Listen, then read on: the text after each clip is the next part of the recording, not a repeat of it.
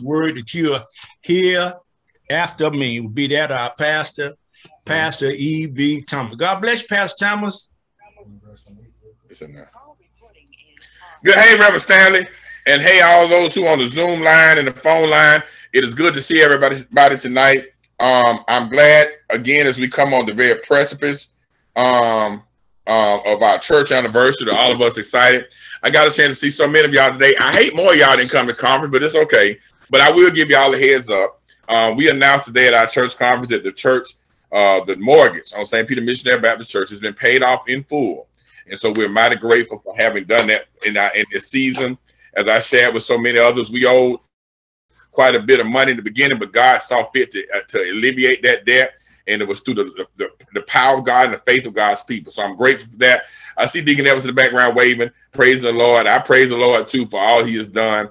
And I want to say this, and I said this to the church today, and I may say it again tomorrow, how the Lord lead me. But all this demonstrates again, and I think Sister Dozier, who may be on the line, said it.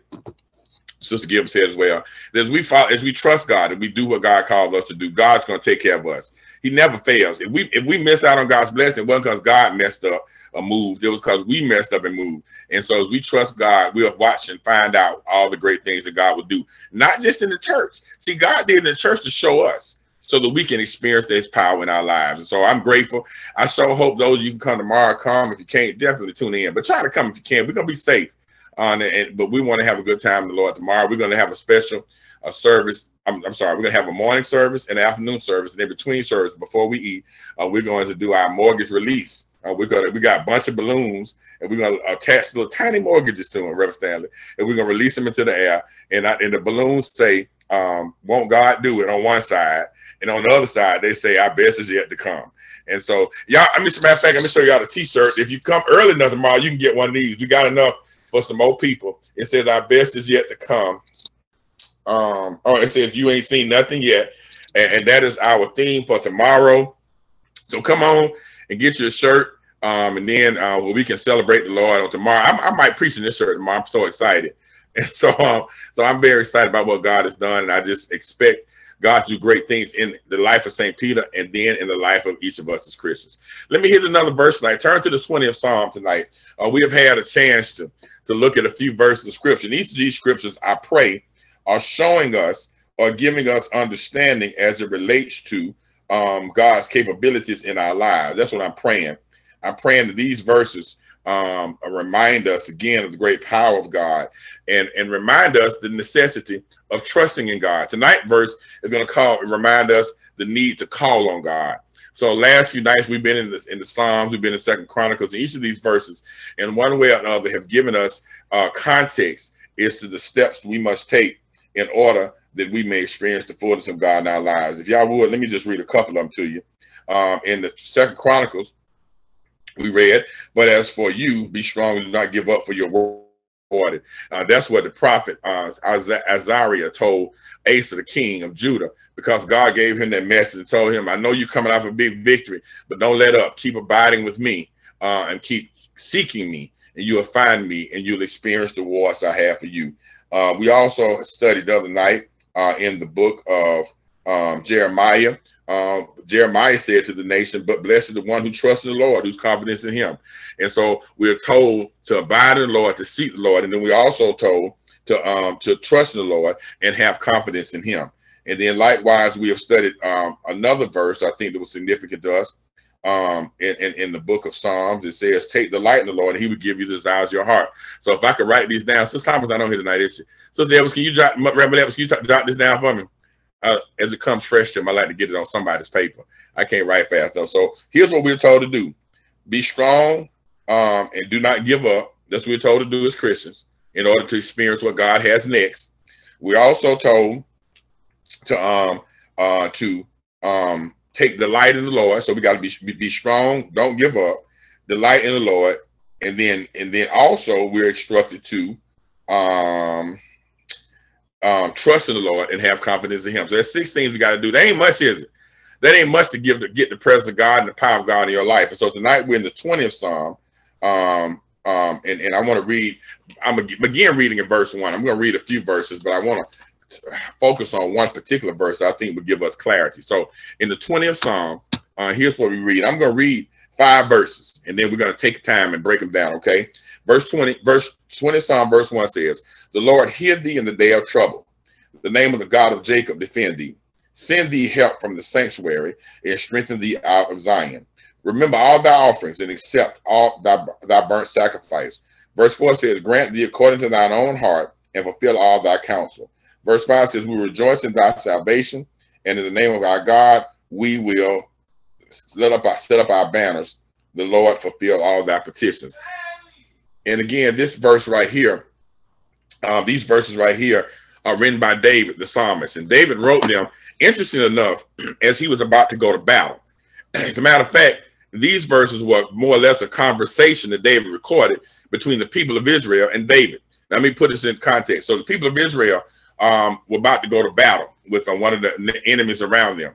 And as they prepared to go to battle, they had a conversation, a collective conversation with David. And so the people, if I can read it like this, the people were saying and calling out to David, "May the Lord hear thee in the day of trouble. The name of the God of Jacob defend thee." So they said it and David said it because this was a significant moment. So what does that tell us? That as we face trouble, our main concern, our main desire should be that the Lord hear us in the day of trouble. How many are glad that when we're in trouble, we can call on God? How many glad about that?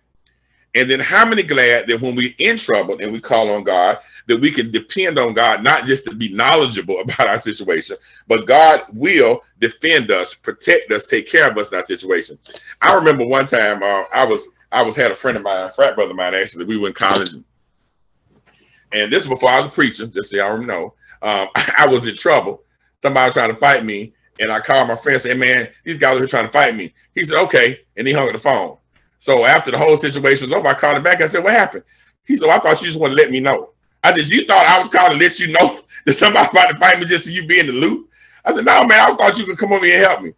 We serve a God who not only we can call on, but a God who will move to defend us, to take care of us in our situations. God is not ever too busy or not ever indifferent about our circumstance. I want to tell somebody tonight, you may feel like you're by yourself, but don't feel that way, because God, we can call on God, and not only will God hear our prayer, but God will defend us in the time of trouble. So that's the kind of God we serve. He'll hear us in trouble, when time of trouble, and he will defend us in that same time of trouble. Here's verse 2. The people in David are saying, "Send thee help from the sanctuary." They're asking God to send help. So they know God is going to defend them, but they're also asking for help. So it's two different things here.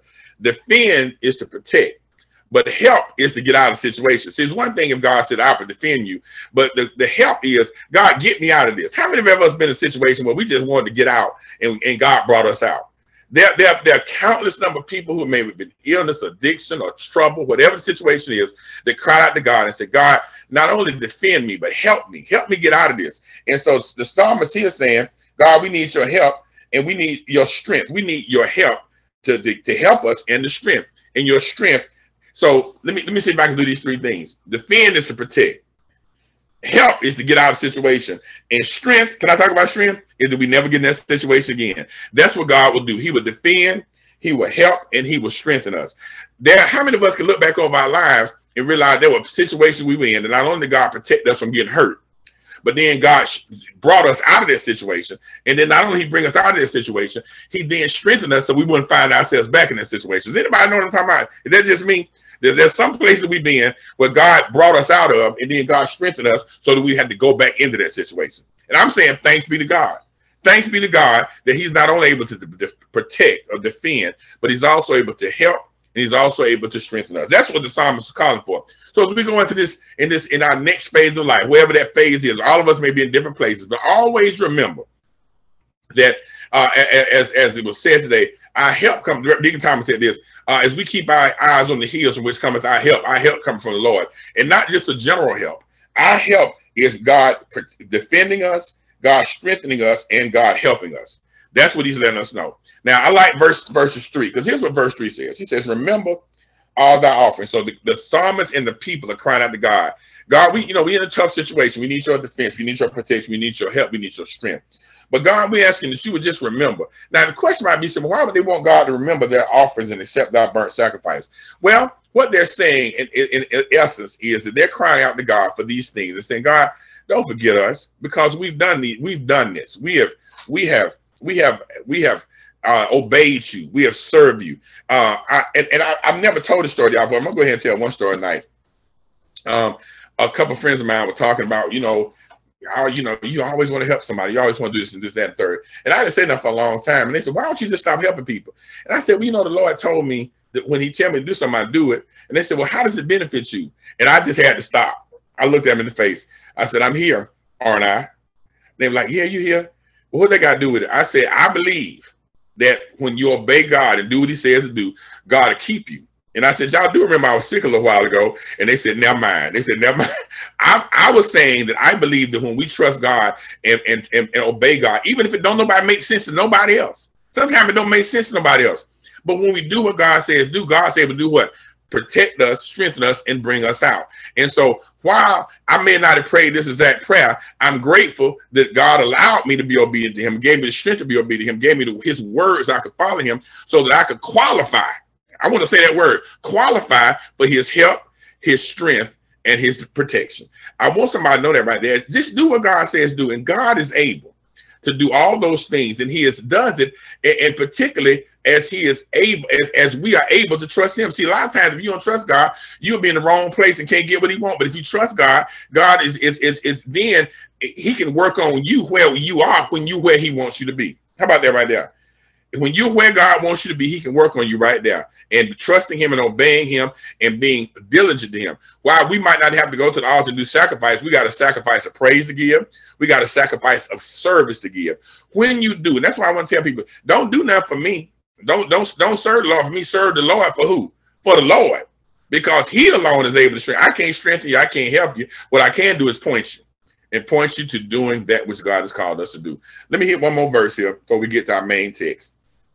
In this verse right here, it says, remember all thy burnt offerings and accept thy sacrifice, Selah. Then he says this, as if to say, God, if you remember all thy burnt offerings and accept thy sacrifice, then we ask you to grant thee according to thine own heart. Here's what that is saying. God, grant me or give me according to thy will. But it's also saying, Lord, let my will line up with your will. This is a heavy verse. Grant thee according to thine own heart. So what the psalmist is saying is, God, let what I want be according to your own heart. And let what's in your heart be in my heart, so that we may want the same things. Grant thee according to all thine heart, and then fulfill all thy counsel. Now, here's the prayer that I want. This is what I want to focus on right here. This is a prayer for the Christian to not seek to do our will, but it's to seek to do God's will. The prayer request is this: God, grant me. And not just grant me anything, grant me according to what's in your heart. Grant me according to what you have for me. And God, as you give me what you have for me, then fulfill all thy counsel. Here's what that word means if I can translate it to 2022. God, let me fulfill my purpose in your plan. So God, give me a plan. Let me do what you want me to do. That's God's plan. And then, Lord, let me fulfill my purpose in your plan. Let me stop right here. Let me pastor about. Let me see if y'all give me 2 minutes to pastor. I'm going to say this right here. The Lord showed me this. There are many in the church who are outside of not seeking what God wants. And I'm not just talking about at the church building. I'm talking about in our lives. God says do this. We're like, no, I'm more comfortable with this. God says, well, try this. And we said, no, I'd rather do it this way. God said, go left. Now, God, I'm more comfortable with right. And we miss out on being in God's will. And because of that, we miss out on fulfilling our purpose in God's will. So if you're not in God's will, you can't fulfill your purpose. God has a purpose for every single one of us. Everybody I'm looking at and everybody who can hear my voice, God has a purpose for you. You can't say, well, God ain't got no purpose for me. If God called you, if you accepted Christ as your Savior, God has a plan for your life and he has a purpose for your life. The problem is sometimes we want to operate according to our plan, and then we think we got the nerve to have a purpose. God determines his plan, and he gives us a purpose to fulfill his plan. Many people don't feel satisfied. I tell my children this all the time. It's important to be in where God wants you to be. It's important to operate according to your purpose. Many folk are empty. They working, they doing stuff, but they empty because it's not according to God's plan. When you operate in God's plan, you will feel satisfied. Anybody ever done something you really like, you really care about, and you just feel good doing it? Some people laugh at me sometimes. I like to cook. Cooking is fun for me. And I'll be tired. Now I like to clean up after I cook. And I will say that. So if I ever come to your house and cook, no, I ain't gonna clean. But I love the cooking part. I love that cooking pot, and it does something for me. When you operate in God's purpose, it's that plus some, because when you operate according to God's purpose, you fulfill, you're satisfied, and you have joy in doing that which God wants you to do. The psalmist is just asking God, don't let me do what I want to do. Let me do what you want me to do. God, don't let me operate according to my will. Let me operate according to your will. Lord, don't let me follow my plan, Lord, let me be in your purpose. Let me fulfill your purpose as a part of your plan. Verse 5 finally says this: when that happens, now remember, they about to go to battle, and so all they were asking for was for God's protection. They were asking for God's help, and then they were asking for God's strength. And in doing so, they said, God, remember what we've done. Remember our sacrifice, our service. And God, because of that, we're asking you to get us in your will. The reason why I think this is important is because we look at the life of David, and we recognize, I love that story where David was fighting the Philistines. The first time he fought Reverend Stanley, he said he went down into the hole. Y'all remember he went to the hole? And he said, Lord, what should I do? Should I go after him? God said, go after him, you'll get the victory. They did. The next time, the people said, David, we just beat him. We can beat him again. Shoot, ain't gonna make no difference. We can beat them. And God said, no, go stand by the mulberry bushes. And the Bible lets us know that they didn't even go to battle, but God rustled the bushes and he destroyed the enemy.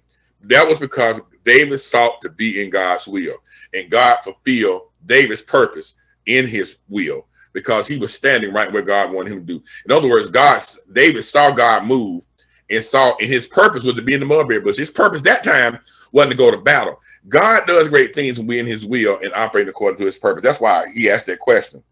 And when you do that, my brothers and sisters, when you do these things, when you ask God for protection, when you ask God for help, when you ask God for strength, when you remember and have served God, that's the main thing about 3. When you serve God and ask God to put you in his will that you may fulfill his purpose in your life, here's what happens next. Verse 5 says, we will rejoice in thy salvation. The battle hadn't been fought. The war hadn't even started, but because of their conversation with God, they already knew that the battle was there. The victory was there. God, we're going to rejoice in thy salvation. God, you're going to bring us out of this. We rejoice. See, there's something about talking to the Lord that gives you expectation before it even happens. There's a song, I think Deacon never seen something. That's a little talk with Jesus. What they'll do? Make everything what? All right, all right. In this verse right here, we see the little talk with Jesus will make everything all right. We rejoice in our salvation, and then we rejoice in the name of our God. They're having a praise party before the battle. And finally, he says, we will set up our banners, the Lord fulfill all our petitions. This is a people that are walking in victory before the battle even starts. And I want us to understand that God wants us to walk in victory before we go to any battle because we've come to him first. When you go to God first, the battle is secure. When you go to God first, the victory is yours. When you go to God first, you will receive that which he has, his help, his protection, and his strength. And you will get to experience the power of his purpose and the purpose of his plan in your life. I'm going to stop tonight. I know I'm going to be with y'all all day tomorrow. Y'all going to hear a whole lot of preaching. But the Lord just want me to stop by on the Zoom expectation moment on the phone and give y'all a little something from him that we may remember these things as we go forward in our life. I'm very excited tonight. I probably won't sleep 5 minutes, but I'm excited anyway. I'm excited. And when I come, I'm going to look fresh because I will have had a chance to spend some time. I love y'all, and God bless you tonight. Let us pray, y'all. God, we love you. We praise you. Yeah. We exalt you. We lift you up right now because of who you are and what you're doing in our lives. God, I pray that you bless the multitude of members of St. Peter Missionary Baptist Church, those who are active and those who are about to be active. I pray, God, that you bless our hearts and our minds and keep our hearts and minds focused on you. God, I pray that everybody who comes to church tomorrow when they pull up on the parking lot will come up with a mouth full and a heart full and a mind full of praise, that we will come in to celebrate what you've done. And not just the milestone of 120 years, and not just the milestone of paying off a mortgage, but we will celebrate, Lord, and think about what you've done for us. And our hearts will be lifted to on high, that we may have a spiritual encounter with you tomorrow. God, move in a way you haven't moved before in our midst, that we will know without a doubt that we were in your presence. I pray, God, you bless every household, every individual believer, and every Christian tonight. And I pray, God, beyond that, that you would allow your word to get in our hands and feet, that it will equip us to serve you better. Lord, let your word get in our hearts, our actual hearts, that we may be strengthened in our inner man. God, let your word get on our minds and in our minds, that we might have peace that passes all understanding. that the fire darts of Satan will be quenched. Lord, let your word get in our ears, that we may hear your word over the winds and the waves of this world. God, let your word get on our lips, tongue, vocal cord, lungs, and throat, that we may declare your word to the dying world, to each other, and to ourselves. God, give us strength, give us peace. God, build a hedge of protection around us again, that the fire darts of Satan will be quenched. And God, I do pray that by your power, you give us a posture of praise now, tomorrow, and in the days to come, that we rejoice in the fact that we have a relationship with you. Lord, it's in Jesus' name that we say thank you and amen. Amen. God bless you.